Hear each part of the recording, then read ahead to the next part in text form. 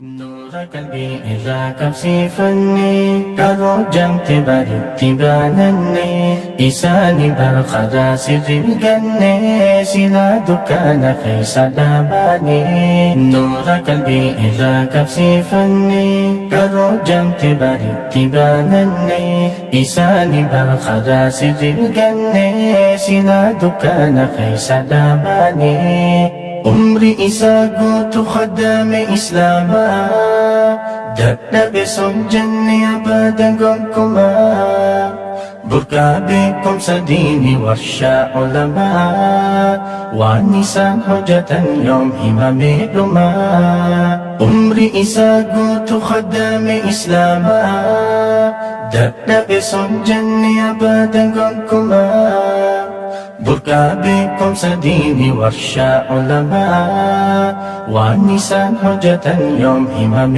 لما شيخ ولي إنيوت ولالا أبا علمائي يا شيخ دمتولا قلبي سخرت ربي يا مولا أكنت ستو يا ربي يا الله شيخ ولي إنيوت ولالا أبا علمائي يا شيخ دمتولا قلبي سخرت ربي يا مولا أكنت ستو يا ربي يا الله كباهنا أملا حسن لساني تولا مكادري سجلا برشيخ موسى سؤالا كباهنا أملا حسن لساني تولا مكادري سجلا برشيخ موسى سؤالا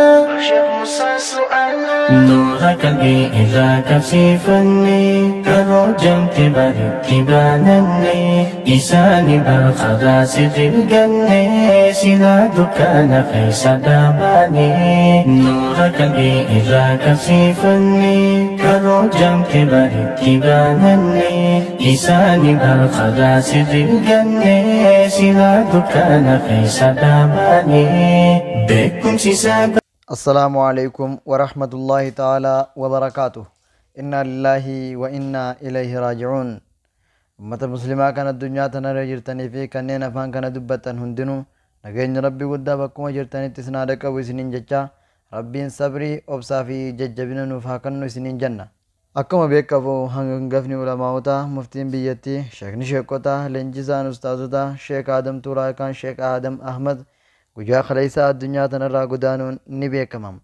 Sheekh Adam Tuulaa waggoottan 70 darbaniif ilmii barsiisuun kan turan yoo ta'u, halkaa isaanii irraa ulamaawotaa fi daa'imman kumaatamaan ba'aniiru. Sheekh Adam Tuulaa galaana beekumsaa, barsiisaa aqiidaa salafaa, manguddoo biyyaa, hundeessaa madda raashii, gaachana uummataa, gootee jabarbadaa, ilmii islaamaa kan lafa tanarra gubbaa deemtu muftii Itoophiyaa fi addunyaa akkasumas gameessa namaa kan ta'e umrii isaanii waggaa 110tti addunyaa dhumtuu tanarraa gara akhiraa godaananii jiru. Maqaan isaanii Adam Ahmad Ammarroo Shankor jedhama. Garuu yeroo ammaan tanaa Sheekh Adam Tuulaa jedhamuun beekama. Baha Oromiyaa aanaa Kombolchaa Araddaa Tuulaa ganda Usmaan Iddoo jedhamtutti bara 1907 akka lakkoofsa Itoophiyaatti yookaan bara 1336 akka lakkoofsa jiraatti dhalatan. Sheekh Adam Tuulaa daa'imummaadhaa waggaa 12tti barnoota diin Islaamaa barachuu eegalan. Sheekan akka Sheekh Muhammad Ibrahim, Sheekh Aliyyi Aruusi, Sheekh Muhammad Obarraa, Sheekh Sa'iid Kombolchaa, Sheekh Ibrahim Usmaan yookaan Sheekh Ibrahim Sheekhaa fi kan kana fakkaatan irratti kitaabota adda addaa fannii baay'ee akka fannii nahwii, ma'anii, mantiqaa, fiqhii, tafsiira, qur'aana, sahiha lamaan fi kan kana fakkaatan baratanii turan. Sheekni keenya haala kanaan bonaa fi ganna keessa baddaa fi gammoojjii keessa osoo dadhabee hin ja'initti sheekha tokkorraa gara sheekha biraatti osoo dabru barnoota isaanii kan waggaa 12 irraa hanga waggaa 37tti jechuunis waggaa 25 itti fudhate injifannoon xumuran. Eega barnoota isaanii xumuran booda fedhii isaan diin islaamaa barsiisuuf qaban irraa kan ka'e baha Oromiyaa aanaa dirree Tayyaaraa Araddaa Suqul ganda Adduus Iddoo jedhamtutti majlisa yookaan caayaa diin islaamaa dhaabuun barsiisuu eegalan. Sheekni keenya erga barsiisuu eegalan waggaa 68 caaleeti jiram. Sheekan majlisa isaaniitti baratan isaan irraa eebbifamanii majlisa dhaabbatanii akkuma sheekha keenyaatti barsiisuu irratti argaman qofti namoota hijaabaan hin beekamnedha. Sheek Adam Tuulaa waggaa 70tti kan dhiyaatu majlisa ilmii barsiisaa eega turaniin booda Oktoobar 18 bara 2022 akka lakkoofsa Awurooppaatti onkololeessa 8 bara 2015 guyyaa salaasaa toora salaata asrii umrii isaanii waggaa 110tti gara fuula Rabbii deemaniiru. Har'a addunyaan teenya beekumsa lafarra deemu dhabde, gaddaan qalbii cabne, mana kitaabaa guddaa dhabne, gaaddisa darasootaatu nurraa dabre. Rabbiin isaaniif rahmata haa godhu.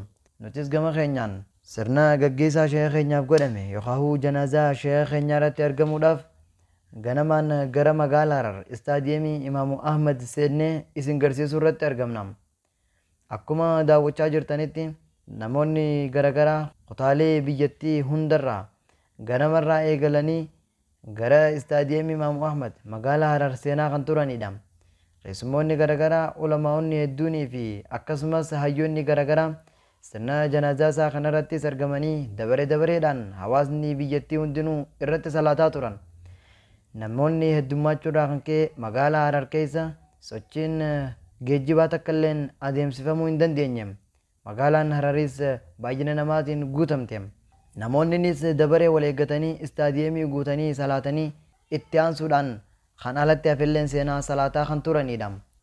Sheekni keenya du'uun akka malee nu gaddisiisullee janaazaa hanga kana guddattu sheekha keenyaaf arkuun hedduu kan nama gammachiisudha.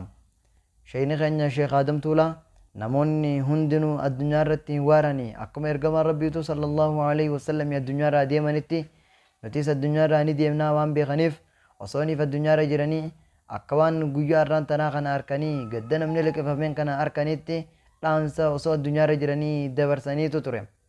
Inshaallah gara fuulduraatti dhaamsa isaanii sanis kan isin biraan geenyu taha.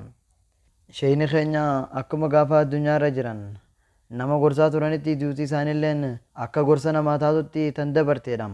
Akkuma iskiriin irratti agarraa jirtanitti dilli namaa kun yeroo gabaabduu tana keessatti walitti qabamee argamuun mallattoo Rabbiin khaatimaa isaan tolchuutuu fi mallattoo Rabbiin hojii isaanii ta'e isaan addunyaa irratti dalagan isaanirraa qeebaluuti jenneeti yaanna. Magaalli Harar gaddaan liqinfamtus baay'ina namootaatiin guyyaa akka malee itti ol kaateedha.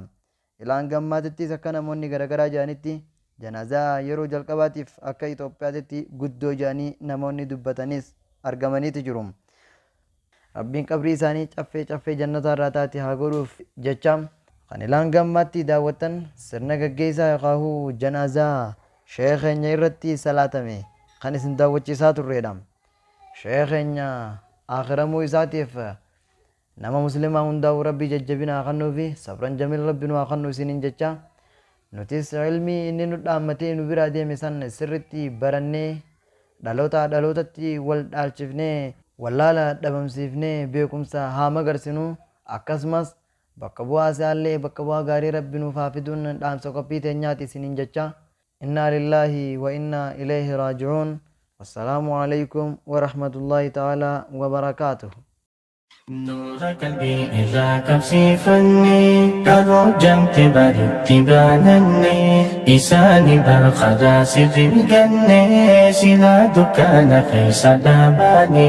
نور قلبي إذا كفسفني كرجمت برتبانني إساني بالخدا سر الجنة سلا دكان خيس داباني. عمري إساقوت خدام إسلاما دقنا بسم جنة أبدا قمكما بركا بكم سديني ورشا علماء والنساء حجة يوم إمام لما.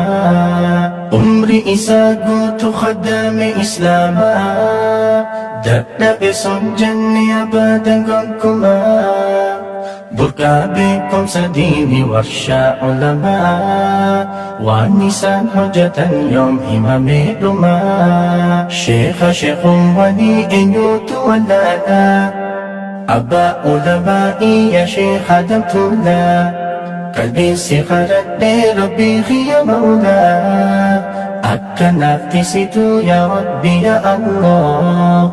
شيخ ولي إنيوت ولانا أبا علمائي يا شيخ دمتولا قلبي سخرت ربي يا مولا أكنت ستو يا ربي يا الله كباهنا أملا حسن لساني تولا مكادري سجلا بشيخ موسى سؤالا